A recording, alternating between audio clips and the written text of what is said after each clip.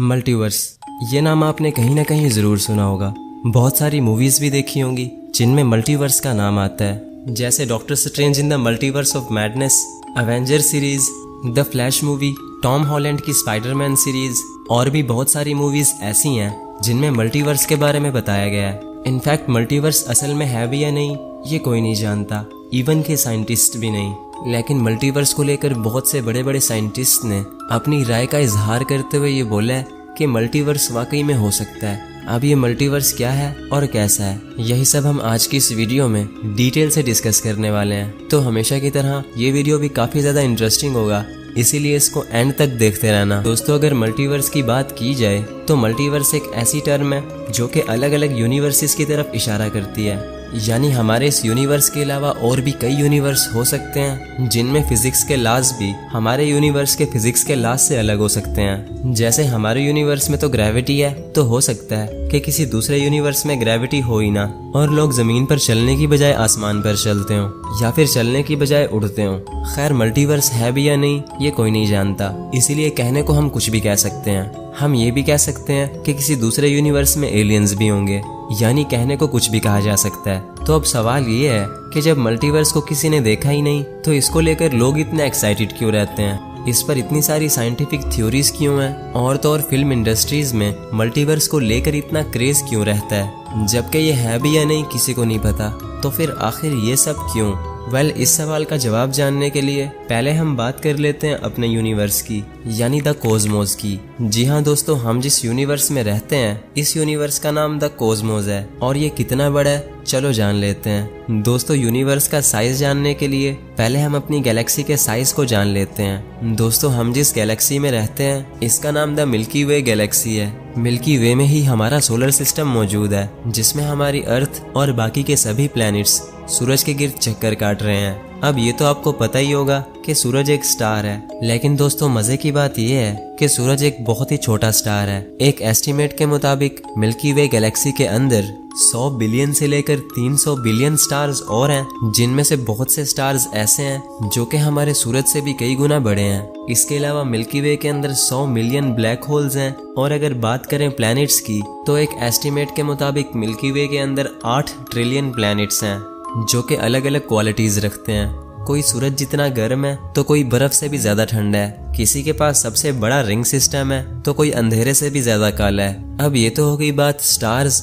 Black holes और planets की, जो कि बस मिल्की वे के छोटे मोटे एलिमेंट्स हैं। ये सब एलिमेंट्स मिलकर भी मिल्की वे में सिर्फ 5% जगह लेते हैं, बाकी 90% जगह डार्क मैटर ने ले रखी है और बची 4 से 5% तो वो इंटरस्टेलर गैस और डस्ट ने ले रखी है। यानी मिल्की वे इतनी बड़ी है कि इसके साइज का अंदाजा लगा पाना भी बहुत मुश्किल है। लेकिन फिर भी कुछ साइंटिस्ट ने मिल्की वे के साइज का अंदाजा लगाते हुए ये बोला है कि मिल्की वे का डिस्टेंस 1 लाख लाइट ईयर है। यानी अगर हम लाइट की स्पीड से भी मिल्की वे में ट्रेवल करेंगे तो भी हमें मिल्की वे का सिर्फ एक चक्कर लगाने में 1 लाख साल लग जाएंगे, जो कि कभी पॉसिबल ही नहीं होगा।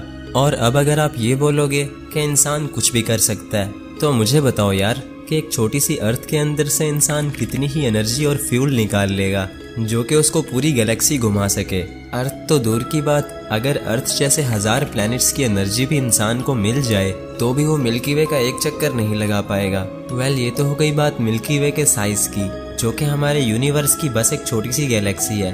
साइंटिस्ट का ये मानना है कि अब तक हम जितना भी यूनिवर्स देख चुके हैं उसके अंदर ऐसी 2 ट्रिलियन यानी 2 खरब गैलेक्सीज और हैं, जिनमें से बहुत सी गैलेक्सीज मिल्की वे से भी ज्यादा बड़ी हैं। और जितना यूनिवर्स हमने अब तक देखा है वो सिर्फ 1% है, यानी द कॉस्मोस अभी तक सिर्फ 1% ही देखा गया है, जिसे ऑब्जर्वेबल यूनिवर्स कहा जाता है। बाकी का 99% यूनिवर्स अभी भी छुपा हुआ है, जिसको नॉन ऑब्जर्वेबल यूनिवर्स बोला जाता है। यानी हम जिस यूनिवर्स में रह रहे हैं उसको भी हम अब तक सिर्फ 1% ही देख पाए हैं। और अब अगर मल्टीवर्स के कॉन्सेप्ट को देखा जाए तो मल्टीवर्स के कॉन्सेप्ट के मुताबिक हमारे यूनिवर्स के अलावा अरबों खरबों यूनिवर्स और हैं।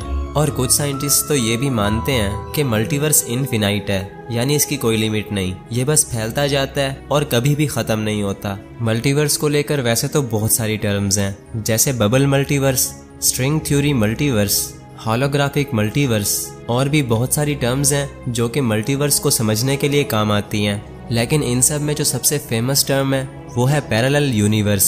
अब ये पैरेलल यूनिवर्स क्या होता है, चलो हम एक एग्जाम्पल से समझते हैं। मान लो कि दो यूनिवर्स हैं, एक का नाम हम यूनिवर्स ए रख देते हैं और दूसरे का नाम हम यूनिवर्स बी रख देते हैं। इन दोनों यूनिवर्सेस में आप रह रहे हो। अचानक आपकी मम्मी आपको बोलती है कि बेटा बाजार से जाकर थोड़ी दही ले आओ। तो उन दोनों यूनिवर्सेस में आप बाइक निकालते हो और दही लेने के लिए बाजार जाते हो। आपका मन करता है कि क्यों ना बाइक थोड़ी तेज चला लूं, इससे मेरा काम जल्दी हो जाएगा। तो यूनिवर्स ए में आप डिसाइड करते हो कि आपको बाइक थोड़ी तेज चलानी चाहिए, लेकिन वहीं पर यूनिवर्स बी में आप ये सोचते हो कि मैं बाइक स्लो चलाऊंगा, कहीं मेरा एक्सीडेंट ना हो जाए।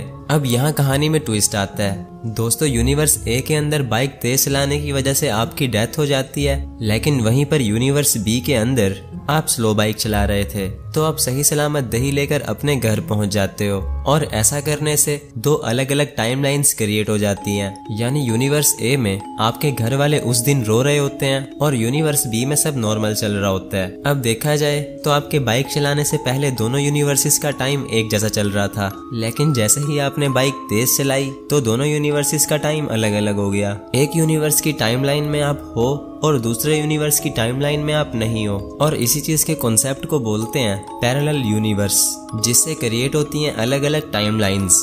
पैरेलल यूनिवर्स का कॉन्सेप्ट भी हमें बहुत सारी मूवीज में देखने को मिलता है, जैसे डीसी की द फ्लैश मूवी और मार्वल की doctor strange in the multiverse of madness movie. अब अगर बात करें फ्लैश मूवी की, तो उस मूवी के अंदर जब फ्लैश को पता चलता है कि वो लाइट की स्पीड से ज्यादा फास्ट भाग सकता है, जिससे कि वो टाइम ट्रेवल भी कर सकता है, तो ये सब देखने के बाद फ्लैश डिसाइड करता है कि वो वक्त में पीछे जाएगा और अपनी मरी हुई माँ को बचा लेगा। लेकिन जैसे ही वो वक्त में पीछे जाकर फ्यूचर में वापस आता है, तो वो गलती से एक अलग टाइमलाइन में घुस जाता है, जहाँ उसकी माँ तो जिंदा होती ही है, लेकिन बहुत सी चीजें ऐसी होती हैं जो कि नहीं होनी चाहिए थी। फ्लैश टाइम के साथ छेड़छाड़ कर देता है, जिसकी वजह से वो मल्टीवर्स में फंस जाता है।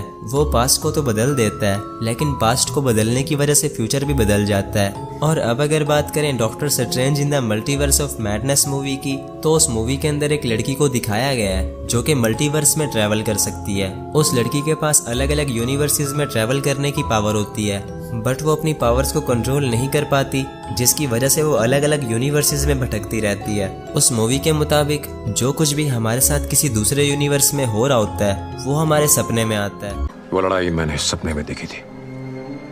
वो सपना नहीं था। साबित करो।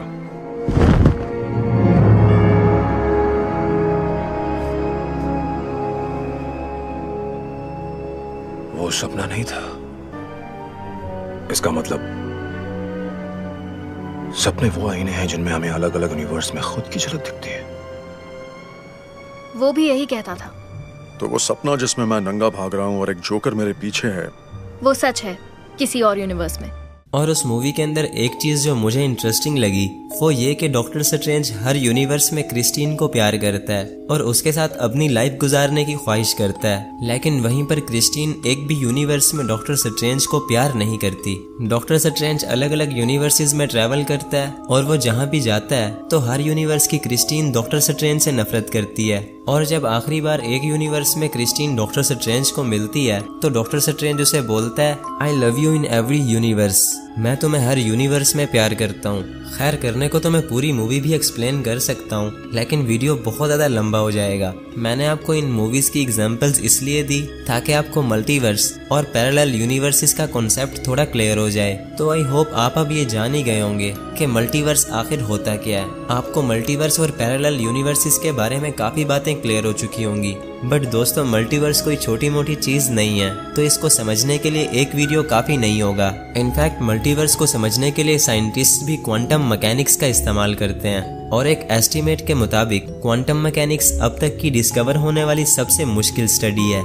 क्वांटम मैकेनिक्स एक ऐसी चीज है जिसको समझने के लिए सिर्फ समझना काफी नहीं होता। इनफैक्ट ये अपने आप में ही एक मिस्ट्री है जिसमें जानने के लिए बहुत कुछ है। अब क्वांटम मैकेनिक्स क्या है, इसके इंट्रोडक्शन पर भी मैं एक अलग से वीडियो लाऊंगा, और मल्टीवर्स पर भी बहुत सारी वीडियोस आती रहेंगी, क्योंकि इस वीडियो के अंदर हमने सिर्फ मल्टीवर्स का इंट्रोडक्शन देखा है। मल्टीवर्स को अच्छे से समझने के लिए हमें इसके बाकी के हर एक पार्ट को भी डिस्कस करना पड़ेगा, जिन पर मैं अलग से वीडियोस लाता रहूंगा। तो आई होप आपको आपके सभी सवालों का जवाब मिल गया होगा और इस वीडियो से कुछ नया सीखने को भी मिला होगा। आपको तो पता ही है कि इन वीडियोस पर कितनी स्टडी होती है और फिर इनकी कितनी ज्यादा एडिटिंग करनी पड़ती है। तो यार मेरी इस एफर्ट पर एक लाइक तो बनता ही है, तो लाइक लाजमी करना। और अगर ऐसी ही अमेजिंग वीडियोस देखना पसंद करते हो तो मेरे इस छोटे से चैनल को फॉलो और सब्सक्राइब करके रख लेना।